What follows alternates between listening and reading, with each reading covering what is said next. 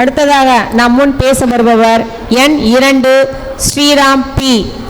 பேச வல்ல திறனை வழங்கிய இயேசு அல்லா சிவனை வணங்கி முப்பெரும் தெய்வங்களை பணிந்து முக்கணிகளை பிழிந்து முத்தமிழுடன் கலந்து பேச்சிலே சிறந்து தருகிறேன் பேச்சு விருந்து.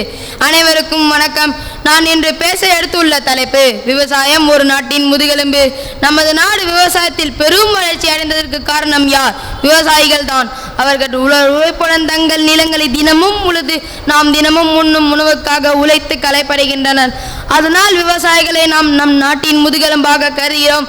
விவசாயம் என்பது வெறும் தொழில் அல்ல, அது ஒவ்வொரு மக்களின் அடிப்படை தேவையை நிறைவேற்றும் ஒரு புனித கடமை. விவசாயிகள் வெயிலையும் மழையையும் தாங்கி நிலத்தை உழுது நமது பசுமை பண்பாட்டை காக்கின்றனர். அத்துடன் தங்களின் உழைப்பால் நாட்டின் பொருளாதாரத்தையும் வளர்த்து கொள்கிறார்கள். விவசாயிகளை நாம் மரியாதை செய்ய வேண்டும். அவர்கள் வாழ்க்கையை நிம்மதியாக வாழ்வதற்காக நாம் ஆதரவு தர வேண்டும். விவசாயிகளின் செழிப்பே நாட்டின் செழிப்பு என்பதை நாம் புரிந்து கொள்ள வேண்டும்.